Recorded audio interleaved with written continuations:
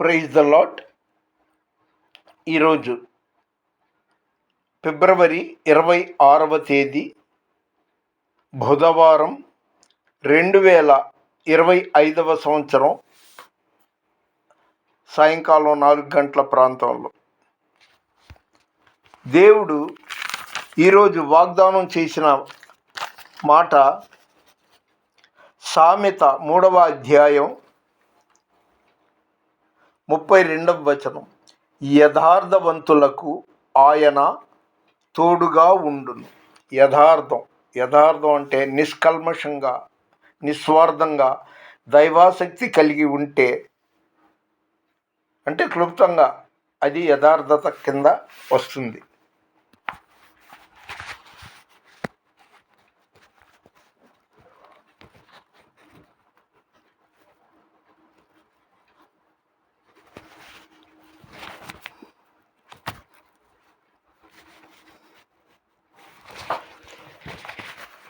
దేవుడు జ్యోతిర్మయుడు, లోకానికి వెలుగై ఉన్నాడు. ఆయన వెలుగై ఉన్నాడు కానీ చీకటి అంటే లోకం ఆయనను గుర్తించలేదు. మనం లోకానికి వెలుగై ఉన్నాం, దేవుడిని నమ్మాం, దేవుడితో ఉన్నాం.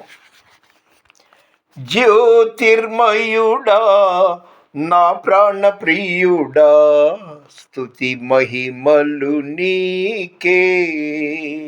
జ్యోతిర్మయుడా నా ప్రాణ ప్రియుడా, స్తుతి మహిమలు నీకే.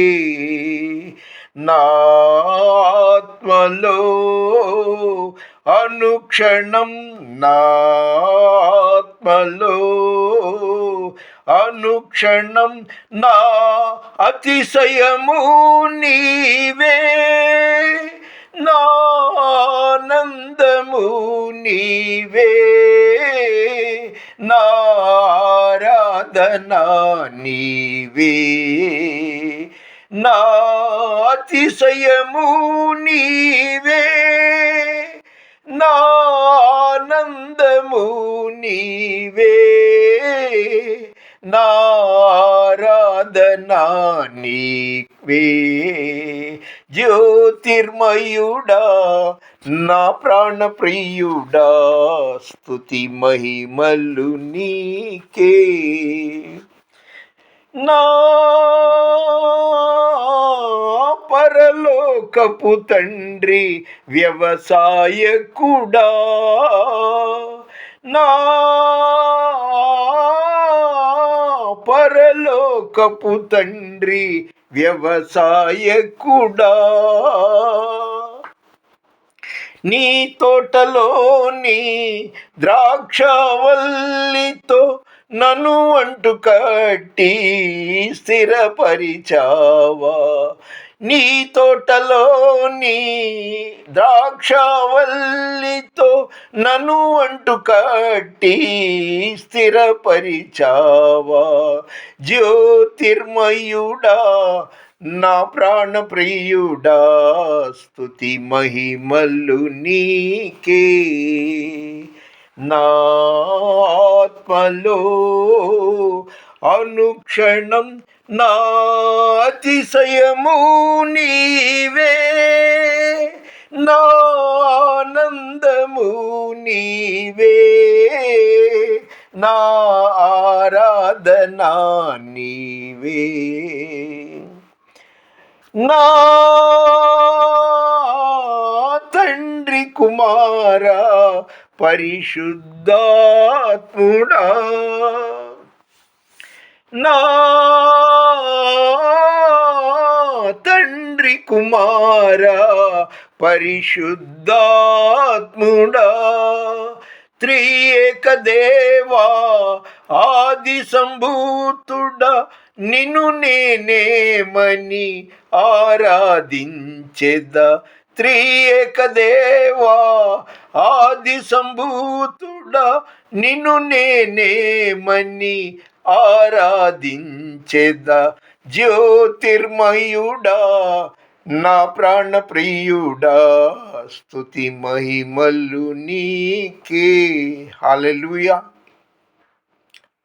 కష్టాలు, మన ఇష్టాలు మనకి ఇష్టమైనవన్నీ జరగాలి అనుకోవడం కన్నా కష్టాల్ని తట్టుకునే శక్తిని మనకిమ్మని మనం ఆధ్యాత్మిక జీవితంలో దేవుడితో కలిసి నడిచే ప్రయత్నం చేయాలి. యేసు ప్రభు భూమి మీదకి వస్తే ఆయన మంచి ఏసీలో లేదా బంగారు కోటలో లేదైనా ఖరీదైన మంచం మీద ఆయన జననం జరగలేదు. విదితమే ఆయన ఉండటానికి పశువుల పాక అది అక్కడ ఎంత వ్యర్థంగా ఉంటుందండి. అలాంటి చోట ఆయన అంటే కష్టాన్ని ఇష్టపడి తెచ్చుకున్నాడు. అలాగే భూమి మీద ఉన్నంతకాలం ఆయన సుఖభోగాలు రాజభోగాలు అనుభవించాల.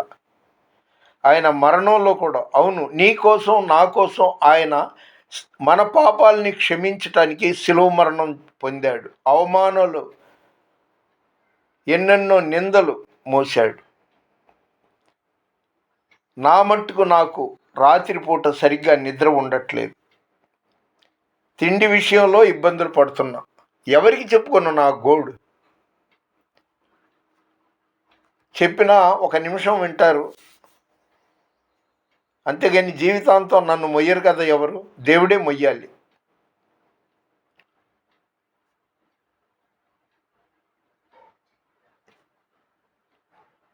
నువ్వు ప్రశాంతంగా ఉండు, మమ్మల్ని ప్రశాంతంగా ఉండనివ్వు అని పైకి అనొచ్చు, లేకపోతే అనుకోవచ్చు.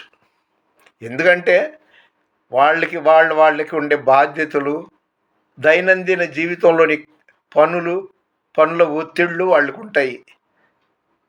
అందుకని మనుషులు వాళ్ళు ఎంతోళ్ళైనా, ఎంత ప్రేమానురాగాలు కలిగిన వాళ్ళైనా, వాళ్ళని నేను నమ్ముకొని వాళ్ళ మీద నా బాధ్యతలు ఎలా పట్టగలనండి?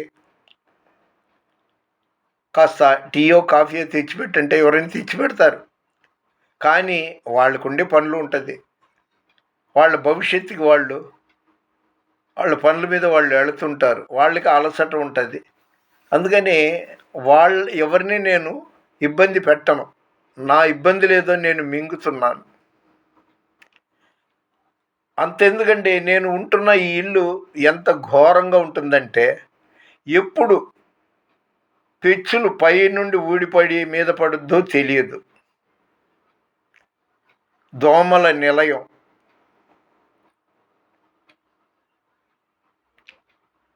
కడుపు చించుకుంటే కాళ్ళ మీద పడుతుంది అన్నట్టు ఇది ఎప్పుడో డీసీ రోజుల్లో కట్టిన గృహం. అయినా సరే నెల అవ్వగానే నేను కరెక్ట్గా అద్దె చెల్లిస్తున్నా. ఫిబ్రవరి 26వ తారీఖు తెల్లవారుజామున 3 గంటలకి నీచమైన ఒక దుస్వప్నం, చెడు కల వచ్చింది. అరగంట వరకు నిద్ర పట్ల, కళ్ళు మండుతున్నాయి. ఎక్కువ సమయం ప్రార్థన చేద్దామంటే వయోభారం వల్ల శరీరం బద్దకిస్తుంది. మోషే నిర్గమకాండం ఆయన మనిషే. యెహోషువ ఆయన మనిషే. ఏలియా ఆయన మనిషే. కానీ దేవునితో వాళ్ళకి కనెక్షన్ ఉంది. ఆ నీతి, ఆ నిజాయితీ, ఆ భక్తి వాళ్ళలో ఉంది. కాబట్టి యెహోషువ సూర్యుడా ఆగు, చంద్రుడా ఆగు అని అయాలోను ఆజ్ఞాపింపగానే సూర్యుడు ఆగిపోయాడు, చంద్రుడు తన కాంతి ఇవ్వలేదు. ఆ మానవ మాతృడు, మట్టి శరీరంతో నిర్మింపబడిన మానవ మాతృడు, దైవికమైన శక్తి భక్తి ఉన్నవాడు. మరి మోషే ఇంకా విడమర్చి చెప్పక్కర్లా. మీకు 10 కమాండ్మెంట్ సినిమా గుర్తుకు రావచ్చు. నిర్గమకాండం. ఆరిన నేల, ఎర్ర సముద్రంలో ఆరిన నేల ఆయన ద్వారా దేవుడు ఏర్పాటు చేశాడు. మరి ఏలియా ప్రవక్త సంగతి, ఎలీషా సంగతి ఇంకా వివరిస్తే చాలా టైం పట్టుద్ది. క్లుప్తంగా ఆయన ప్రార్థన చేయగానే 3.5 సంవత్సరాలు వర్షం కురవకుండా ఉంది. ఆయన దేవుడు కాదు, మానవుడే. కానీ దైవ భక్తి, దైవ శక్తి ఆయనతో ఉంది, ఆయనలో ఉంది. కాబట్టి 3.5 సంవత్సరాలు వర్షం కురవలేదు. మళ్ళీ ప్రార్థన చేయగానే 3.5 సంవత్సరాలు కరువు లేదు, వర్షం వచ్చింది. నువ్వు మానవుడివి, నేను మానవుడిని. మనుషులకు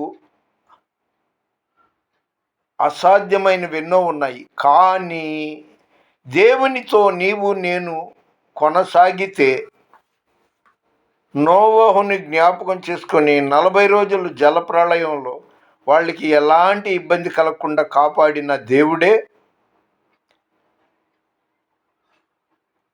సింహాల మధ్య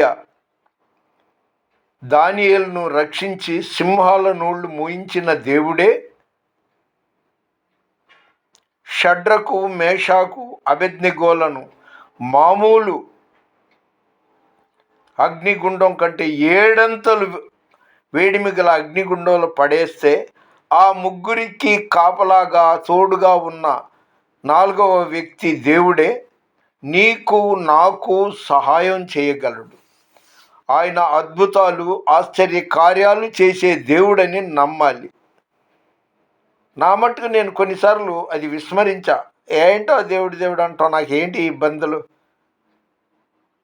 ఎవరితో చెప్పుకోవాలి అన్నట్టుగా అనుకున్న సందర్భాలు ఉన్నాయి. కానీ ఆయన దేవుడు ప్రత్యక్షంగా సర్వాంతర్యామి, అంటే ఆయన ఎప్పుడూ ఉండే దేవుడు, వాక్యం ద్వారా మాట్లాడే దేవుడు. భయపడకుము, నేను నీకు తోడై ఉన్నాను అని చెప్పిన దేవుడు. అలాంటి దేవుడు మనల్ని విడిచే దేవుడు కాదని తెలిసి కూడా కొన్నిసార్లు లౌకికమైన ఆలోచనలతో మనం మర్చిపోతుంటాం.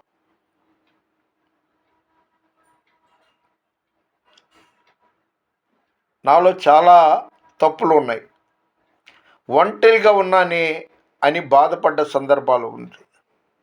కానీ ఆరోగ్యంగా ఉన్నానే అని సంతోషించడం కన్నా ఈ ఆలోచన ఎక్కువ. ఇదే ఇల్లు, వెనక ముందు అంతా డొల్ల, అద్దె మాత్రం టెన్షన్గా చెల్లిస్తున్నాను, ఈ ఆలోచన ఉందే కానీ నా ఆశ్రయ దుర్గము యేసు ప్రభు అనేది మర్చిపోతున్నా. కాబట్టి ఇలాంటి తప్పులు మీరు చేయమాకండి. దేవుడు మీతో ఉన్నాడు, మీలో ఉన్నాడు. మిమ్మల్ని కాపాడే దేవుడు, మనల్ని కాపాడే దేవుడు కొనకడు, నిద్రపోడు. ఆయన జీవాహారమై ఉన్నాడు. అట్టి దేవుడితో నేను చెప్తున్నాను కదా, చాలాసార్లు బతికించా. ఇంకొక గంట సేపు పడుకుందాంలే, శరీరం కాస్త డల్గా ఉంది, వాతావరణం అనుకూలంగా లేదు అనుకుంటూ నేను చాలాసార్లు ప్రార్థనకి బద్దకించిన సందర్భాలు ఉంది. బద్దకించొద్దు, భయపడకు, ఆయన మన దేవుడై ఉన్నాడు.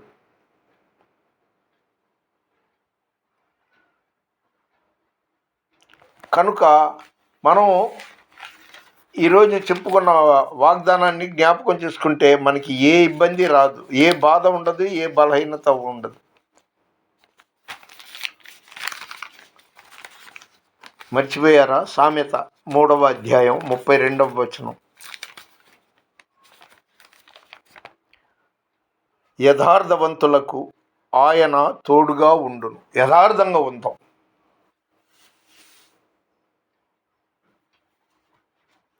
హృదయ శుద్ధి గలవారు ధన్యులు, వారు దేవుని చూచెదరు. మన వినికిడిలో దేవుడు ఈ కొన్ని మాటలు దీవించునుగాక. ఎల్లప్పుడూ దేవునితో ఉందాం, ఎప్పుడు దేవునితో ఉందాం, దేవుని ధ్యాసతో మనం కొనసాగుదాం. మన వినికిడిలో దేవుడు ఈ కొన్ని మాటలు దీవించునుగాక. దేవుని పరిచర్యలో మీ Ratnam Francis, man of God. Murali, నువ్వు దేవుడి కన్నా నన్ను ఎక్కువ తలుస్తున్నావు అనుకుంటా. వద్దు నాన్న, మురళి, నీ కోరికలు ఎలాంటి తాత్కాలికంగా కొన్ని ఇబ్బందులు కష్టాలు వచ్చినట్టుంటుంది, కానీ మంటి మురళి గుంటూరేగా మీదే నువ్వు ఆయన్ని మరవకుండా ధ్యానం చెయ్యి. అలాగే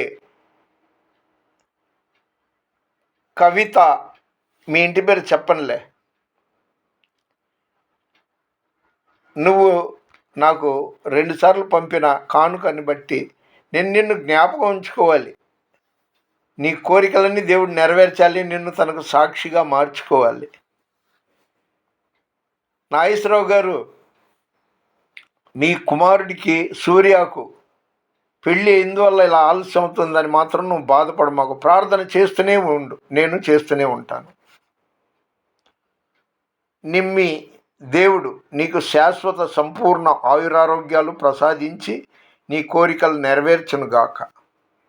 పేరుపోగు రత్నం గారు, మీరు టయాన్ని వేస్ట్ చేసుకుంటున్నారు. 1 గంట ప్రార్థనలో ఉండలేవా? అటు ఇటు తిరుగుతుంటావు. నీ పద్ధతి ఏం బాగలేదు. అమ్మా తల్లి, నిన్నే, నీ పేరెత్తనులే, నీ ఊరెత్తను, సేవకుల సదస్సులకు వెళ్ళిపోతుంటావు.